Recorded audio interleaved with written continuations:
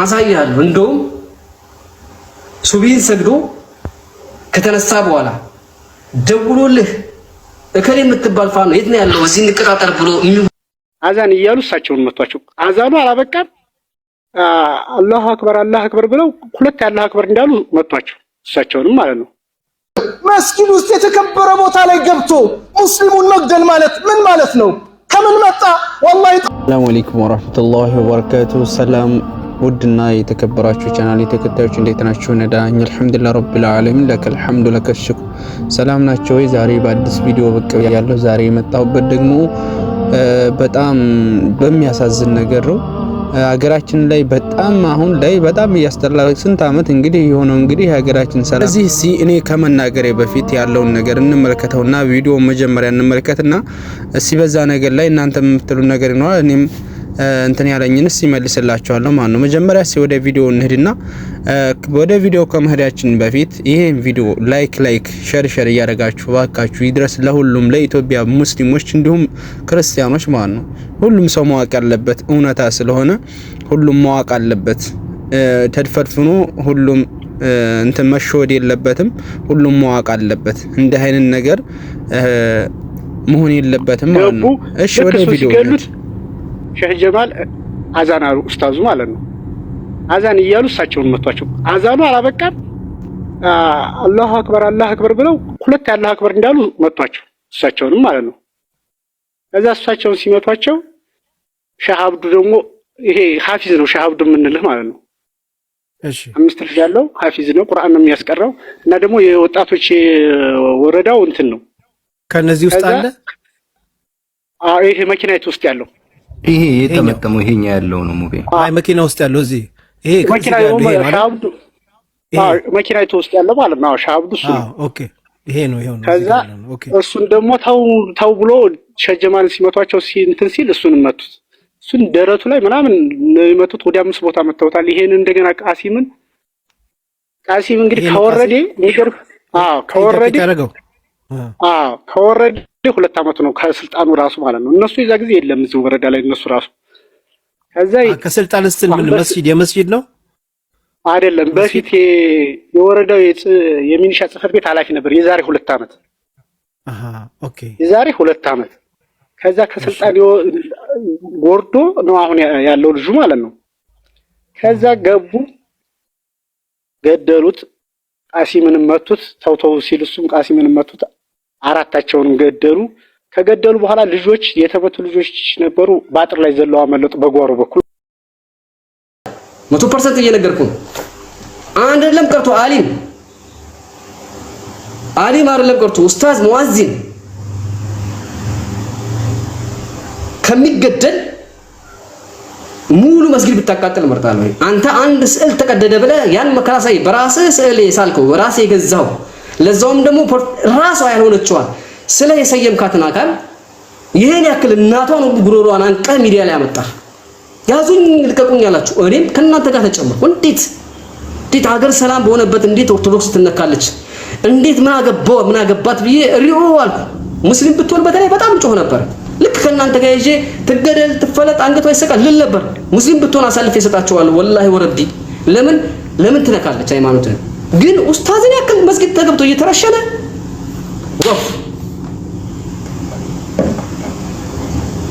ወፍ ሀታ ፋኖን ጠል የሆኑት ራሱ አብዛኞቻችሁ ጸጥ ያላችሁት ምን አይነት ክፋት ነው ጋይስ? ምን አይነት ጥላቻ ነው? ተው እኛ በሰላም እንኑር። ተው ያ ህዝብ በቅቶታል፣ መገዳደል በቅቶታል። ጥላቻችሁ ከዚህ ካለፈ እንግዲህ ለሰይፍ እንገደዳለን። ህግ ያለባት ሀገር ነች። ከመንግስት ጎን ሆነን በሚሊሻ መልኩ ሊሆን ይችላል፣ በመከላከያ መልኩም ሊሆን ይችላል፣ በአድማ ብተና መልኩ ሊሆን ይችላል።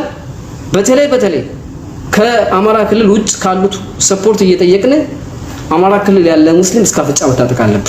ለምን ይህ ጦርነት የማይቀር ነው። ፋኖች ወስነዋል። እኔ ሙሉ መረጃው ነው ያለኝ። ወላሂ ሙሉ መረጃው አለኝ። ወይ እናጠፋለን ወይ ኢትዮጵያን እንመራታለን። ኢትዮጵያን መምራት አይችሉም። እስኪጠፉ ያጠፉሃል። ገባህ? ዛሬ በራን ኳኩቶ ሄዶ የገደለ ከጀርባ ጀምር ያለው አካል አለ። ሙስሊሙ አጸፋ ምላሽ አለመስጠቱ ነው። አልহামዱሊላህ የተረጋጋው። ለዛ ነው እኔ አፌን የዘጋሁት። ገባችኋል? ሙስሊሙ እዛው መካነ ሰላም ያለው ክርስቲያን ላይ እርምጃ መውሰድ ቢጀምር ሃይማኖት ጦርነት ተጀመረ ማለት ነው። የፈለጉት እቺ ነበር። አያችኋል? በጣም ተናድጄ በጣም ከንፈሬ እየተንቀጠቀጠ ጸጥ ያልኩት ወላሂ ፈርቼ አይደለም፣ ወይም ቤተሰቦቼ አስፋልት ዳር ስለሆነ አይደለም። ያሳፍራል። በዚህ ዘመን ሆዳም ብቻ ነው የሚከበረው። እኔ የገንዘብ አማራጭ ከራሱ ከጽንፈኛው መጥቶልኛል። አሰማቸዋለሁ። ወዲህ ከርዱ ችግር የለብኝም። ግን ቆሻሻ ነው። ህሊና ሽጠ የምታመጣው ገንዘብ አይጠቅምም። ያም ስንጨነቅ እናንተም አግዙ። በፐርሰንት ደረጃ ግን የፋኖ ደጋፊ ሆኖ ከፋኖ ጎን የሚቆም ህዝብ ካለ እኛ ስንለምን አንኖርም። ትታጨዳለህ። ያኔ አቅም የማን እንደሆነ ያሳያል። በቃ ይኸውልህ ካልደፈረሰ አይቀርም። ሙስሊም እስከ አፍንጫ ታጠቅ፣ ትጥቅ አዎ ታጠቅ። ህገወጥ ሳይሆን ህጋዊ ሙስሊም ክርስቲያንን ለመምታት ሳይሆን ጽንፈኛውን ለመምታት። ሙስሊምም ከሆነ ቀንጥሰው በጥይት።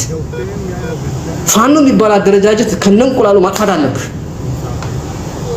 ለምንድን ነው ስልጤ የሚሳደቡት ታዲያ? ሙስሊም ስለሆኑ ነው። አያም ኪንግ ስልጤ፣ እኔ ስልጤ ነኝ። ከዚህ በኋላ እናያለን። እኔ ስልጤ ነኝ አባቴ። የማልሆነው አማራ ብቻ አልሆንም። አማራ ነግሬያቸዋለሁ። በሚሊዮን ዶላር ከፍላችሁኝ አማራ ብሄርን አልቀበልም። ወይ ከሃይማኖት ታስወጣዋለህ፣ ያለበለዚያ በውስጥህ ሃይማኖት ለህዝቡ ማታለያ ብሄር አድርገህ አሰጠኝ። እኔ በጣም መጥፎ ሰው ነኝ፣ አታውቁኝም። የምሬን ነው የምላችሁ። ላይቭ ቀንሼ በሳምንት 3 ሰዓት ብቻ ላይ እየሰራው ምድር ላይ ያጠፋችኋለሁ። ባላህ ፈቃድ ብቻ ይላል፣ ባላህ እገዛና ከህዝቤ። ግን አንድ ግዴታ አለባችሁ።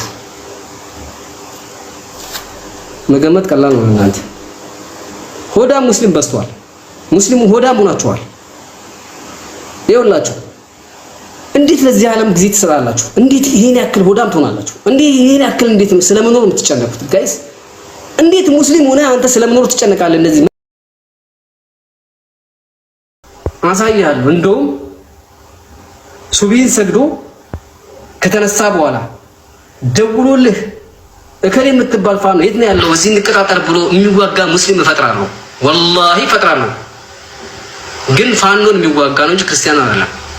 አይ ፋኖ ማለት ክርስቲያን ነው፣ እኛም አንድ ላይ ተለስ ከፈለክ አገር ተፈሰም ስንጥቅጥቁ አይወጣም። እኔ ሲጀምር የዚህ ዓለም ሰው አይደለም። ለእናንተ አስራፋ አድርጌ ትልቅ ማለት ነው። ሽታ 2 ዓመት ነው አንድ ቀን አንዱ እንዳለ ሙክታከራ ተዘራም ማለት ነው። ከኡስታዝ ላይ ብቻ ነው ተኩሶ ፈሳ ወንድ ኮክ ግንባራት ወጣው ነው። ምን ያለው ኡስታዝ ምን ያለው ኡስታዝና ማዚን ገለው ሲከተ ሲጀምር አንተ መስጊድና ባልታክ ተባለ። እዚህ ጋር ቁጭ ብዬ 10 ቤተክርስቲያን ባቃጠላለሁ። ስለማይፈልግ 10 ቤተክርስቲያን ማቃጠል ይችላል ነው ብራሱ ቤተክርስቲያን አቃጠላለሁ። 10 ቤተክርስቲያን ይሄ ምንድን ነው? ጀግንነት ነው።